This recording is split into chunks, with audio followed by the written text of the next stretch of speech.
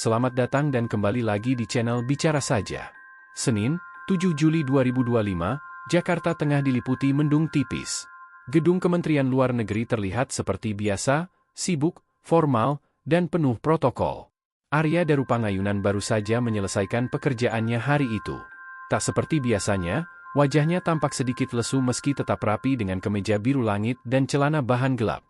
Jam menunjukkan pukul 17.45 saat Arya keluar dari kantor dan menuruni tangga lobi utama. Langkahnya menuju ke halte taksi online di seberang gedung Kemlu. CCTV mencatat Arya berdiri sekitar 5 menit sebelum akhirnya masuk ke sebuah mobil Toyota berwarna silver. Dari GPS dan konfirmasi penyelidikan, mobil itu menuju Mall Grand Indonesia, sebuah pusat perbelanjaan mewah di jantung ibu kota.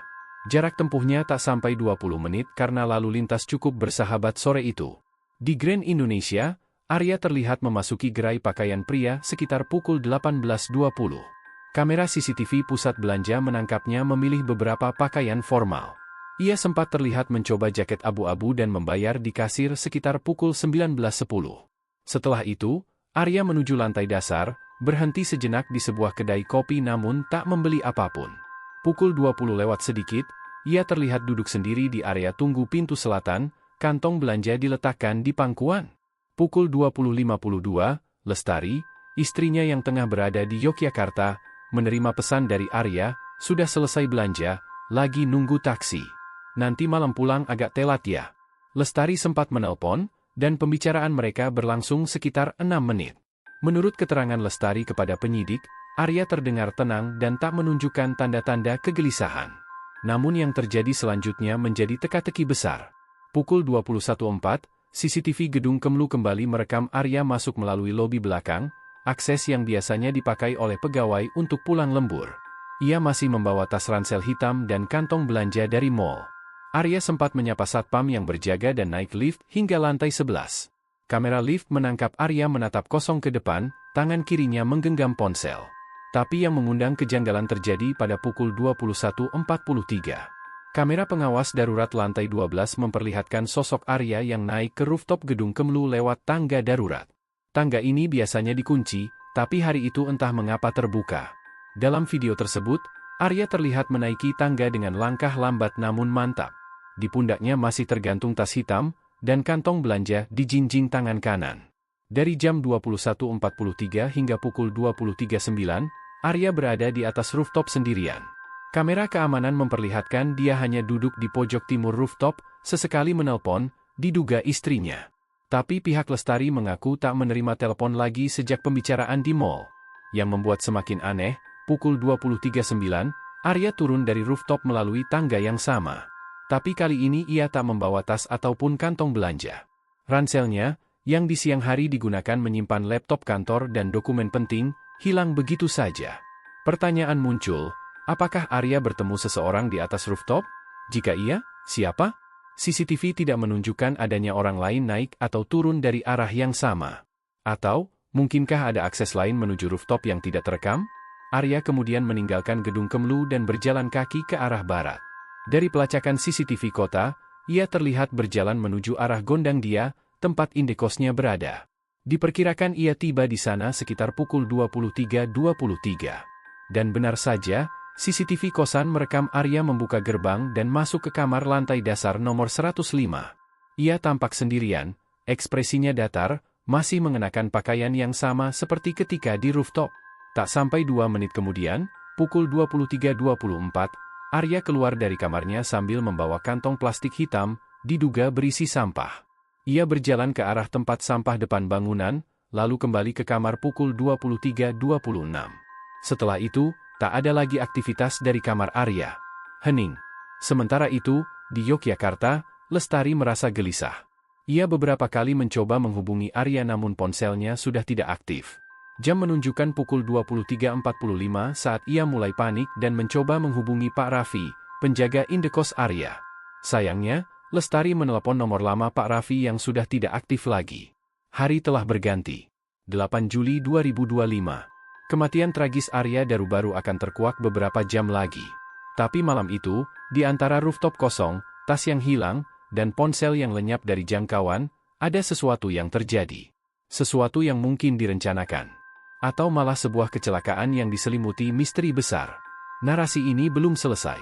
Karena jejak Arya di rooftop bukan hanya soal tempat tinggi, tapi soal kejatuhan yang tak kasat mata.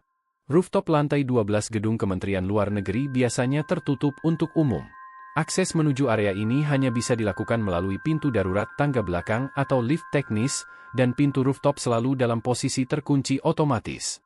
Namun malam itu, 7 Juli 2025, akses menuju rooftop terbuka. Dan Arya Darupangayunan, diplomat muda yang dikenal pendiam itu, memilih menaiki anak tangga hingga ke puncak gedung. Pukul 21.43, CCTV menangkap sosok Arya membuka pintu rooftop dan melangkah keluar. Ia membawa ransel dan kantong belanja. Di pojok kanan rooftop, tempat yang relatif tersembunyi dari pandangan lensa kamera, Arya berhenti. Ia tidak gelisah. Ia tidak berlari. Ia justru duduk diam, bersandar pada tembok pelindung beton setinggi pinggang. Menurut penyidik Kompol Indra dari Polda Metro Jaya, tidak ada tanda-tanda Arya mencari sinyal ponsel, tidak pula terlihat sedang berbicara serius. Namun rekaman audio dari kamera keamanan, yang belakangan dianalisis secara forensik, menangkap suara Arya berbicara pelan, seperti sedang berbicara lewat panggilan telepon. Tapi kepada siapa? Lestari, istrinya, memastikan bahwa sejak pukul 21, Arya sudah tidak bisa dihubungi. Artinya, jika benar Arya melakukan panggilan dari rooftop, itu bukan kepada istrinya. Pihak penyidik mencoba menelusuri log panggilan dari provider, namun nomor Arya seketika tidak aktif sejak pukul 21.01. Panggilan di rooftop, jika memang terjadi, dilakukan dengan metode lain. Aplikasi, VPN, atau ponsel kedua? Di titik inilah kasus mulai berubah menjadi teka-teki besar. Selama 86 menit di rooftop, Arya tidak terlihat gelisah. Ia berdiri, berjalan beberapa langkah, dan kembali duduk. Tak ada tanda-tanda ingin melompat. Bahkan, menurut analisis CCTV thermal, detak gerak tubuh Arya stabil. Ia seperti sedang menunggu. Tapi siapa? Kompol Indra mengakui, ada satu titik buta di rooftop, sebuah area di dekat ventilasi besar yang tak terjangkau CCTV. Meski belum bisa dipastikan, penyidik tidak menutup kemungkinan bahwa Arya sempat bertemu seseorang di area tersebut. Jejak sepatu lain ditemukan di sana, berbeda ukuran dengan milik Arya. Yang lebih misterius, saat Arya turun dari rooftop pukul 23.09, ia sudah tidak membawa ransel maupun kantong belanja. CCTV mencatat jelas perubahan itu.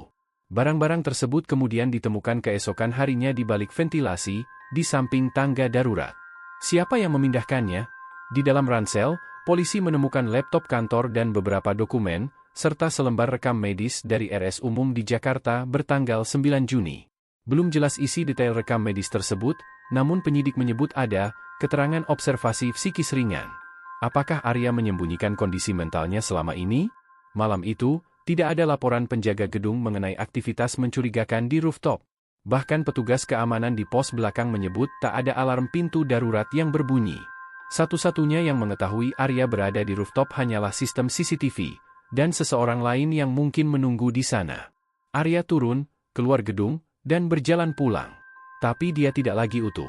Ada yang tertinggal di atas sana, ransel, belanjaan, dan, mungkin, rahasia terbesar dalam hidupnya.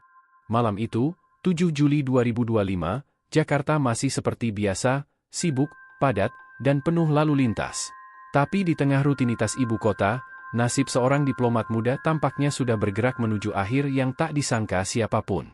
Setelah 86 menit misterius di rooftop gedung Kementerian Luar Negeri, Arya Darupangayunan terekam CCTV turun melalui tangga darurat pukul 23.09 waktu Indonesia Barat. Dari frame kamera lantai 5, Arya terlihat turun sendirian. Tidak ada orang lain yang mengikuti atau menunggu di bawah. Yang mengejutkan, ia tidak lagi membawa tas kerja hitam dan kantong belanja dari Grand Indonesia yang sebelumnya terlihat di bawahnya. Ia melangkah keluar dari gedung utama. CCTV lobi mencatat kepergiannya sekitar pukul 23.11. Ia tampak berjalan cepat, tanpa menoleh ke belakang. Apakah ia sedang terburu-buru? Atau merasa tidak aman? Menurut peta, jarak dari gedung Kemlu ke indekosnya di kawasan Gondang Dia hanya sekitar 2,6 km, sekitar 16 menit jika berjalan kaki cepat, atau 10 menit jika naik ojek. Namun malam itu, tidak ada bukti bahwa Arya memesan taksi online ataupun ojek. Tidak ada riwayat perjalanan di akun Gojeknya, dan aplikasi Grabnya tidak aktif sejak sore. Namun yang pasti, CCTV di area kosan mencatat Arya tiba di depan gerbang kosan pukul 23.23 waktu Indonesia Barat. Dengan pakaian yang sama seperti saat meninggalkan kantor, kemeja putih dan celana bahan abu-abu, tapi tetap tanpa tas dan kantong belanja. Ia menekan bel kosan 2 kali. Seorang penghuni lain, Tony, mahasiswa tingkat akhir, yang kebetulan sedang merokok di balkon lantai 2, melihat Arya masuk dan menyapanya. "Gue cuma bilang, malam, Mas Arya." Dia senyum tipis aja. "Nggak jawab," kata Tony saat dimintai keterangan polisi. Setelah masuk, Arya langsung menuju kamarnya, kamar nomor 105, yang terletak di pojok lorong lantai dasar. Menurut penjaga kos, Pak Rahmat, pintu kamar Arya tidak pernah digembok dari luar. Kunci slot di bagian dalam biasa digunakan Arya setiap malam. 2 menit kemudian, tepat pukul 23.24, kamera kecil di lorong mencatat Arya keluar dari kamar. Ia membawa kantong plastik hitam, yang diduga berisi sampah. Ia berjalan menuju tempat sampah utama di samping dapur umum. Proses ini hanya berlangsung 2 menit. Ia kembali masuk ke kamarnya pukul 23.26. Dan sejak saat itu, tak ada lagi jejak gerak dari Arya Daru. Yang aneh, pada waktu yang bersamaan, istri Arya, Dara, berulang kali mencoba menghubungi sang suami. Ia merasa ada yang janggal sejak panggilan terakhir mereka pada pukul 21. Saat itu, Arya hanya berkata singkat, "Aku lagi nunggu taksi, bentar lagi pulang." Namun, suaranya terdengar berat dan tergesa. Setelah itu, ponsel Arya tidak bisa dihubungi. Dara awalnya menduga baterai habis. Tapi firasat buruknya membuat ia menghubungi Pak Rahmat, penjaga kos, pada pukul 00.48. "Saya tanya, apakah Arya sudah pulang?" kata Dara. Pak Rahmat jawab, "Sepertinya iya, tadi malam ada yang masuk." Pak Rahmat pun berjalan ke depan kamar Arya. Rekaman CCTV memperlihatkannya mondar-mandir, sesekali menoleh ke pintu kamar nomor 105. Pukul 1.27, ia sempat terlihat mengetuk pintu pelan, tapi tidak ada respons. Ia lalu kembali ke kamarnya, membawa sapu, seolah mencoba mencari alasan agar tidak mencurigakan. Pukul 2, atas permintaan Dara yang menelepon lagi, Pak Rahmat mencoba mengecek jendela kamar Arya. Tapi jendela kamar itu berteralis dan tertutup dari dalam. Pak Rahmat tidak melihat apapun yang mencurigakan. Tapi Dara tak menyerah. Pukul 5.27 pagi, ia kembali menelepon penjaga kos itu. Kali ini dengan nada cemas dan mendesak. "Tolong Pak, tolong cek lagi. Saya takut sesuatu terjadi," katanya. Akhirnya, Pak Rahmat memanggil Tony, penghuni kamar atas, untuk membantu memeriksa. Bersama-sama, mereka membuka paksa jendela kecil bagian samping dengan bantuan obeng dan lampu senter. Dari celah itu, Tony mengintip dan langsung mundur dengan wajah pucat. "Mas Arya, kayaknya nggak bergerak. Ada lakban di kepalanya," ucapnya lirih. Pukul 6.03 pagi, polisi tiba di lokasi. Pintu kamar dibuka paksa. Di dalam, Arya tergeletak di sisi tempat tidur. Kepalanya terbungkus lakban abu-abu, menutupi bagian rambut dan sebagian wajah. Di samping tubuhnya, ada sisa kantong plastik kosong, serta lem Fox yang belum tertutup rapat. Namun yang membuat petugas heran adalah kondisi kamar yang rapi, jendela terkunci, dan kunci pintu diaktifkan dari dalam. Tidak ada tanda kekerasan. Tidak ada suara gaduh semalam. Tidak ada sidik jari asing. Dan tentu saja, ponsel Arya tidak ditemukan. Bahkan laptop dinas dan dompetnya hilang dari kamar. Seolah ada seseorang yang masuk tanpa meninggalkan jejak. Yang mengejutkan, setelah disisir ulang oleh tim investigasi, tas kerja hitam milik Arya ditemukan di lantai 12 gedung Kemlu, di balik lemari pembersih dekat tangga menuju rooftop. Di dalamnya, ada laptop, dokumen, dan satu benda yang mengagetkan. Salinan hasil rekam medis dari Rumah Sakit Umum di Jakarta tertanggal 9 Juni 2025. Belum diketahui secara pasti isi dokumen medis itu, namun menurut keterangan sementara, Arya beberapa kali berkonsultasi dengan dokter spesialis saraf dan psikiatri. Apakah ini berkaitan dengan tekanan pekerjaan? Ancaman? Atau memang ada hal pribadi yang disembunyikan? Namun bagi Dara, semua itu tidak menjawab pertanyaan utamanya. Kalau dia memang sakit, kenapa ponselnya harus disembunyikan? Kenapa laptop dan dokumen penting tidak ada di kamar? Kenapa lakban menutup kepala suami saya, katanya dengan suara parau. Perjalanan dari kantor ke kosan yang hanya memakan waktu 15 menit, ternyata adalah babak terakhir dari hidup Arya Daru. Dan hingga kini, belum ada yang bisa menjelaskan secara masuk akal, apakah ia sedang melarikan diri, dikejar seseorang, atau justru, diam-diam, telah merelakan hidupnya untuk disudahi? Kita belum tahu. Tapi teka-teki ini belum selesai. Dan jawabannya mungkin ada di balik 3 panggilan istri yang tak pernah dijawab. Tubuh Arya ditemukan dalam kondisi yang membingungkan, bahkan mengerikan bagi sebagian orang yang melihatnya pertama kali. Ia tergeletak kaku di lantai kamar kosnya. Kepala bagian atas dililit lakban abu-abu, menutupi sebagian rambut dan kulit kepala. Di samping tubuhnya, ada kantong plastik hitam yang masih menyisakan bau menyengat dari lem Aibon. Dua hal ini, lakban di kepala dan keberadaan lem, langsung memunculkan dugaan bunuh diri melalui metode inhalasi zat kimia.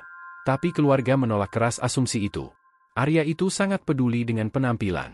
Dia bahkan tidak tahan pakai parfum yang baunya terlalu kuat. Masa dia sengaja hirup lem, ujar adiknya, Intan, dalam wawancara dengan media. Kondisi kamar tempat Arya ditemukan juga sangat rapi, terlalu rapi untuk sebuah lokasi bunuh diri.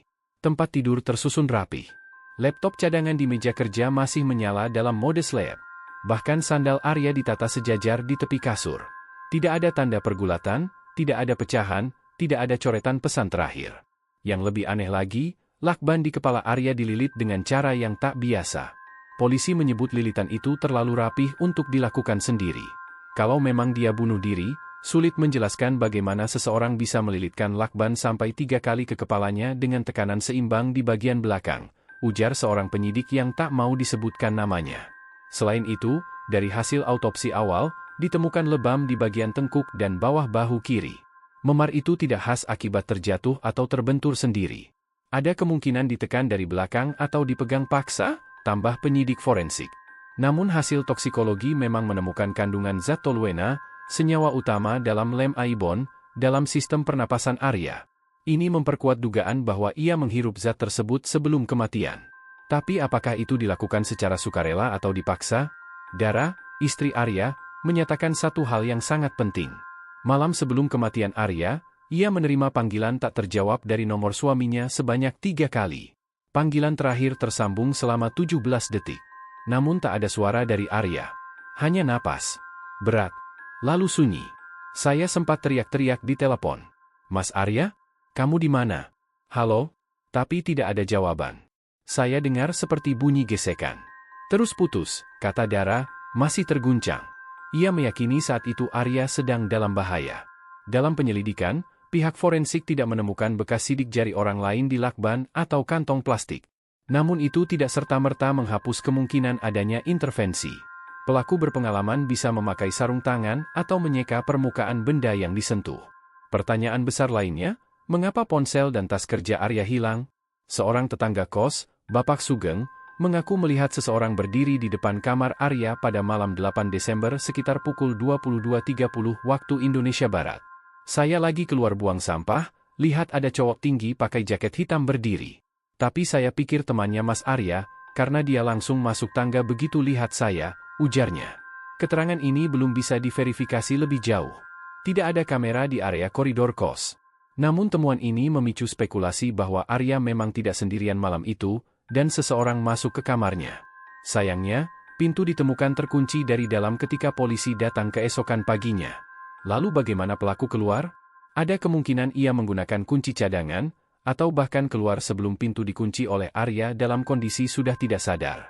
Kecurigaan mulai mengarah ke seseorang yang mungkin memiliki akses ke kehidupan pribadi Arya, baik dari kantor maupun lingkungan kos. Kunci untuk mengungkapnya bisa jadi tersembunyi di dalam ponsel Arya, yang hingga kini belum ditemukan. Narasi ini membuka satu lapisan kegelapan baru, kemungkinan bahwa Arya tidak mati karena depresi atau tekanan pekerjaan, tapi karena tahu sesuatu yang tak seharusnya ia ketahui. Dan seseorang berusaha membungkamnya. 1 minggu sebelum Arya ditemukan tak bernyawa, ia menghadiri sebuah rapat mendadak di gedung A lantai 5 Kementerian Luar Negeri, ruang rapat kecil yang biasa digunakan untuk diskusi teknis. Tapi yang hadir malam itu bukan hanya staf biasa. Menurut kesaksian seorang rekan yang enggan disebutkan namanya, ruangan itu diisi oleh 4 orang, Arya, seorang direktur yang disebut Pak D, seorang perwakilan dari kementerian lain yang biasa menangani urusan luar negeri, dan seorang pria asing yang tidak dikenali, dengan jas tanpa lencana institusi apapun. Rapat itu berlangsung sekitar 45 menit. Tidak tercatat dalam log kegiatan, tidak juga diumumkan secara resmi, ujar sumber tersebut. Yang lebih ganjil, Tak lama setelah rapat itu, Arya terlihat gelisah. Ia yang biasanya tenang dan rapi dalam bekerja, mulai datang lebih pagi dan pulang jauh lebih malam. Bahkan, menurut pengakuan Pak Budi, staf keamanan di lobi utama, Arya sempat kembali ke kantor pada malam hari saat gedung hampir kosong, dan langsung naik ke rooftop. Waktu itu saya tanya, "Pak Arya, kok malam-malam balik lagi?" "Dia cuma bilang ada dokumen yang ketinggalan," ujar Pak Budi. Tapi malam itu, Arya tak membawa map, tak juga terlihat memegang dokumen apapun. Ia hanya diam, menghadap ke langit Jakarta dari atap gedung selama hampir 1 jam, lalu turun dengan wajah pucat.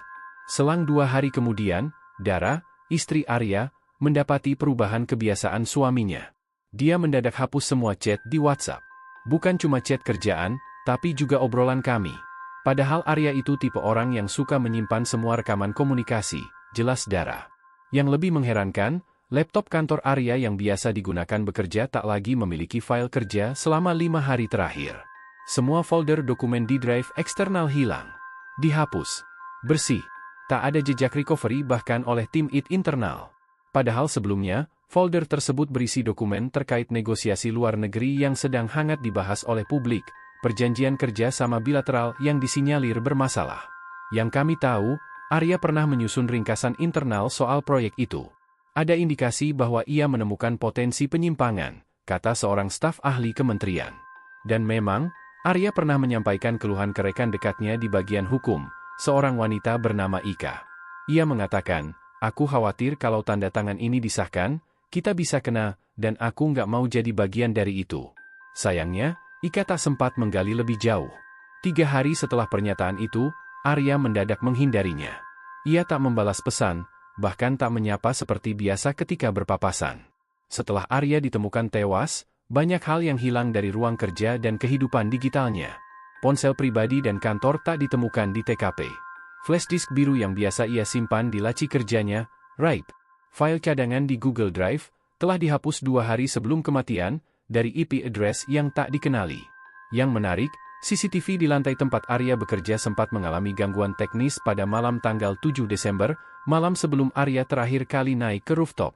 Gambar menjadi gelap selama 2 jam, tepat pada waktu yang ditengarai sebagai saat Arya kembali ke kantor. Ini bukan kebetulan. Terlalu banyak yang hilang, dan semuanya seolah dibersihkan, kata Raditya, penyelidik independen yang turut membantu keluarga Arya. Raditya juga menemukan bukti adanya akses tidak sah ke akun email Arya seminggu sebelumnya. Seseorang mengunduh lampiran berisi dokumen negosiasi yang semula hanya dikirim untuk Arya dan 1 pejabat lain. Tapi email itu tak pernah dibuka oleh Arya sendiri. Semua keanehan ini seolah membentuk sebuah pola. Arya mengetahui sesuatu yang besar. Sesuatu yang bisa membuat karir seseorang, atau banyak orang, runtuh jika bocor ke publik. Apakah ia hendak menjadi whistleblower?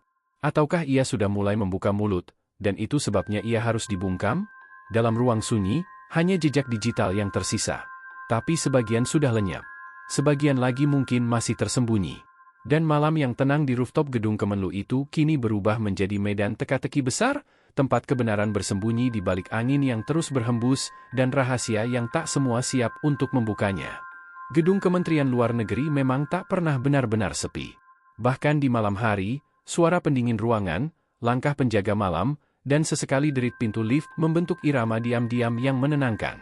Tapi pada malam tanggal 7 Desember, ketenangan itu berubah jadi keanehan. Petugas keamanan, Pak Tony, salah satu staf jaga malam yang paling senior, mendapati sesuatu yang ganjil ketika mengecek rekaman CCTV keesokan paginya. Biasanya saya lihat rekaman buat laporan rutin, tapi waktu itu, dari jam 21.17 sampai pukul 20.35, layar semua gelap. Bukan cuma 1 kamera, tapi 6 sekaligus, kata Tony.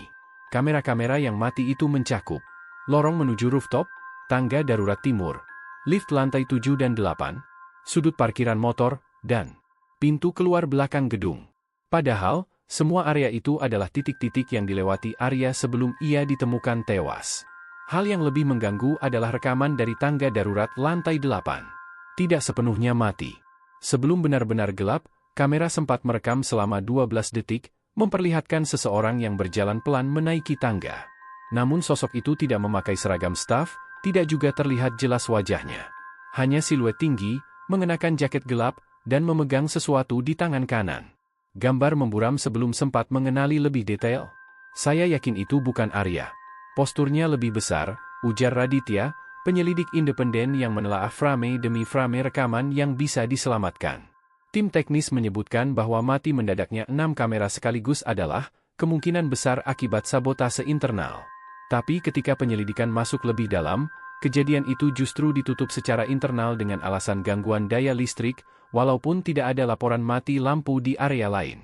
Sementara itu, suara misterius dari tangga darurat lantai 9 mulai diperbincangkan oleh petugas kebersihan.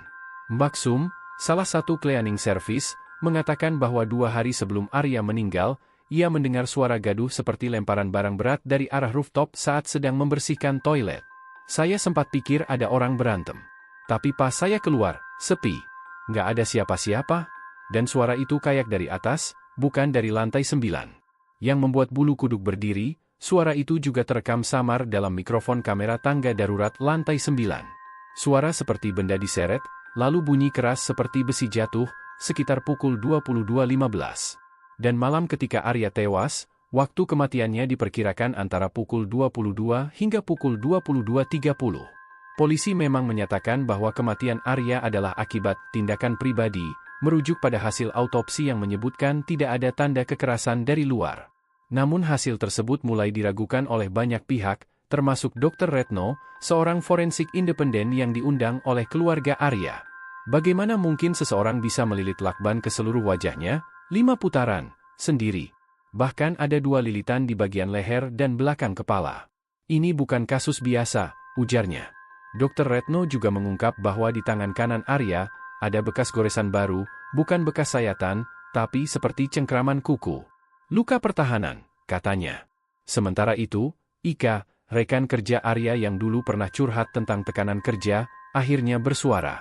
Ia mengatakan bahwa beberapa hari sebelum meninggal, Arya sempat memberitahu dirinya tentang keanehan di rooftop. Dia bilang, gue rasa ada yang ngintilin gue ke atas. Tapi waktu gue balik, kosong. Tapi gue yakin gue nggak sendiri waktu itu. Ika tidak menyangka kalimat itu menjadi kalimat terakhir yang ia dengar langsung dari Arya. Tak lama setelah Arya ditemukan, akses ke rooftop ditutup. Satpam dilarang naik. Bahkan tim kebersihan hanya boleh naik dengan pengawasan langsung oleh staf keamanan kementerian. Kamera-kamera yang sebelumnya mati, diganti dengan yang baru. Tapi tidak ada arsip dari server lama. Semua rekaman dari minggu tersebut dihapus secara permanen. Kecurigaan Raditya semakin kuat, seseorang ingin menutup jejak. Jejak siapa? Kenapa harus dari rooftop? Pertanyaan itu masih menggantung. Ketika satu malam, Pak Tony, penjaga yang pertama kali menyadari rekaman mati, tiba-tiba mengundurkan diri. Tanpa alasan. Tanpa ucapan. Pindah keluar kota, dan sulit dihubungi. Kematian Arya bukan hanya menyisakan duka, tapi menciptakan celah besar dalam tembok yang selama ini dianggap steril, gedung pemerintahan.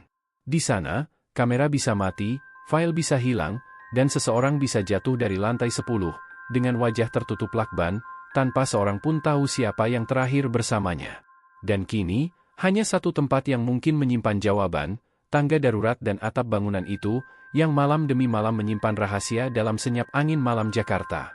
Di pojok ruang kerja Arya Daru di lantai 9 gedung Kemenlu, terdapat satu benda yang selama ini dianggap sepele, sebuah laptop hitam merek Lenovo, model lawas. Laptop itu sempat disita oleh pihak keamanan internal, kemudian diserahkan ke penyidik. Tapi setelah 2 minggu, perangkat itu dikembalikan ke keluarga Arya, dengan satu catatan, hard drive telah diformat total. Bahkan BIOS-nya dikunci.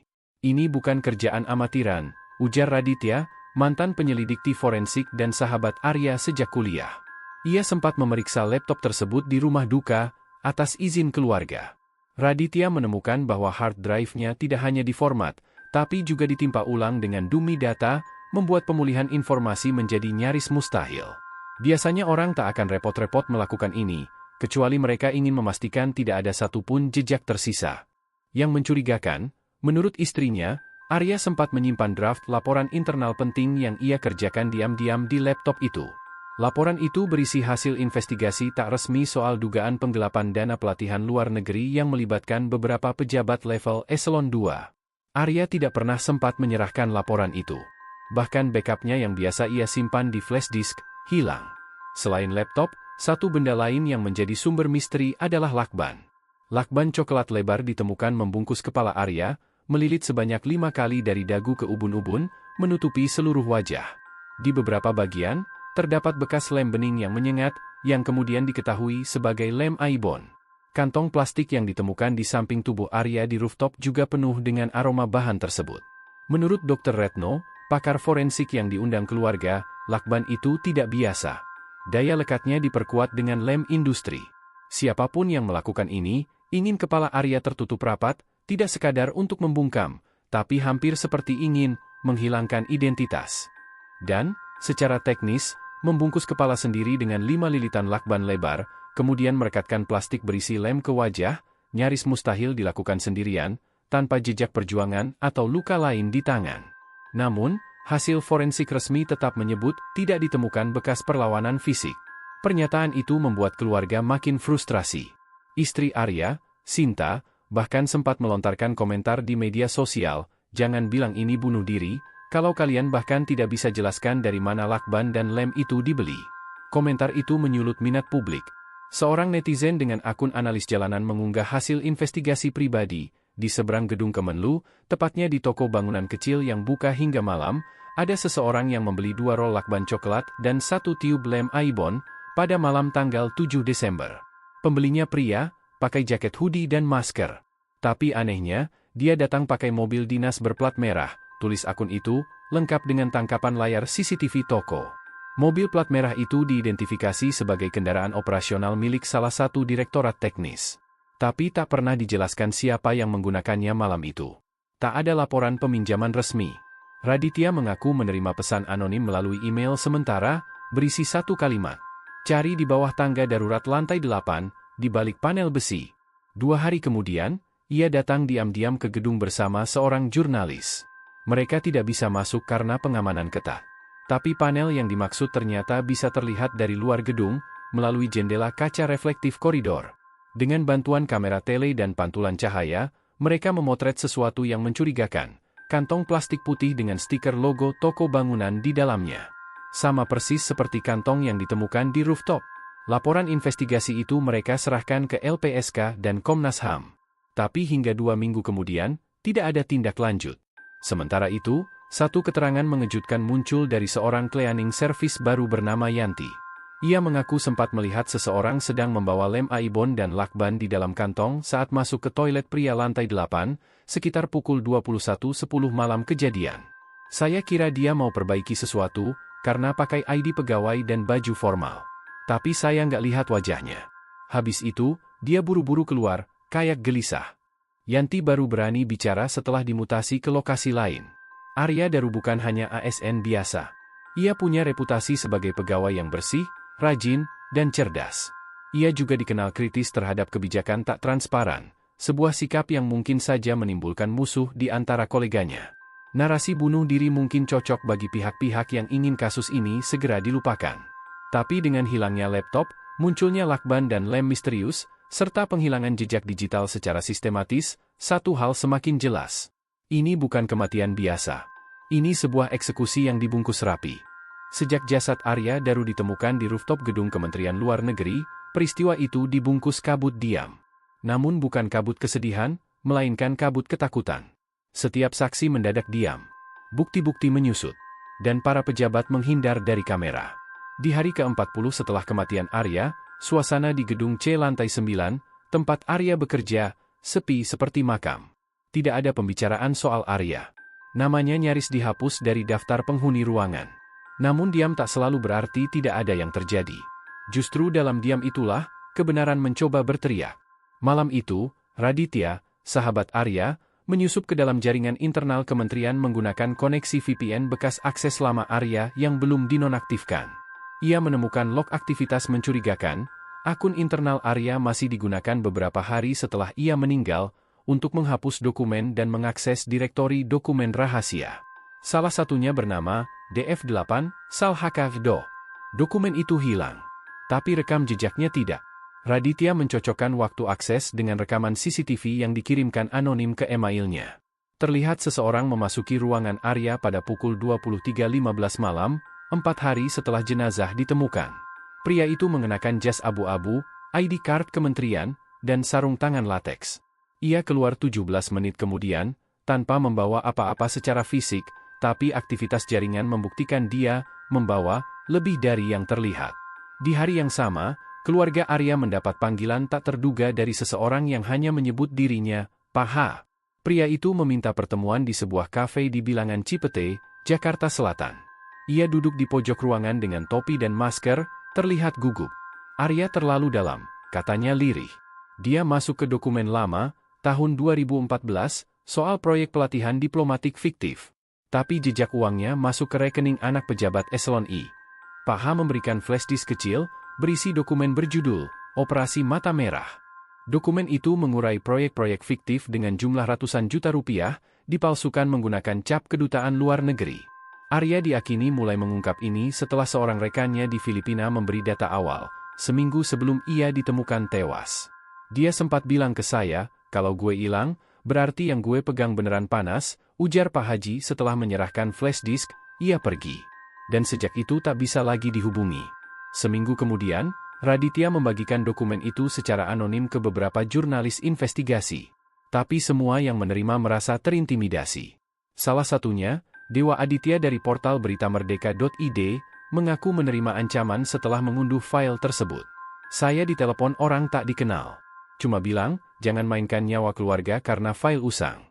Namun sebelum mundur, Dewa sempat membaca isi dokumen, ada daftar 8 nama pejabat aktif, 5 mantan duta besar, dan 3 staf administrasi, termasuk seseorang yang kini menjadi kepala direktorat. Semuanya memiliki keterkaitan dengan transaksi yang dicurigai Arya. Sinta, istri Arya, terus mendatangi Komnas HAM dan LPSK, namun tak pernah diberi ruang bicara resmi. Di depan wartawan, ia berkata, saya tidak mencari kambing hitam. Tapi jangan bungkam mulut saya dengan laporan palsu. Saya tahu suami saya dibunuh. Komentar itu membuat media mulai membuka kembali kasus ini. Hashtag keadilan untuk Arya trending di X, Twitter, dan lebih dari 70.000 orang menandatangani petisi agar Kemenlu membuka hasil investigasi internal. Namun tanggapan resmi tetap sama. Tidak ada bukti yang mengarah pada tindakan kekerasan oleh pihak ketiga. Sementara itu, kantor tempat Arya bekerja mengalami perubahan struktur mendadak. Beberapa pejabat dimutasi. Direktur Jenderal tempat Arya berada mengundurkan diri mendadak karena alasan kesehatan. Dan ruang kerja Arya, menurut kabar terakhir, akan direnovasi dan diganti fungsi. Seperti mau dihapus dari sejarah, ujar salah satu staf yang masih bekerja di sana. Kalau kita bicara soal Arya, langsung diingatkan. Narasi ini diakhiri bukan dengan kepastian, tapi dengan kecurigaan yang terus menguat. Arya Daru bukan hanya korban. Ia mungkin martir, seseorang yang mencoba menyalakan cahaya kecil di ruangan yang gelap total. Kini cahaya itu menyala kembali, meski redup. Tapi siapapun yang berani mendekat akan tahu, kebenaran yang dipegang Arya terlalu berbahaya untuk dibiarkan hidup. Dan mungkin, terlalu mengerikan untuk dibuka seluruhnya.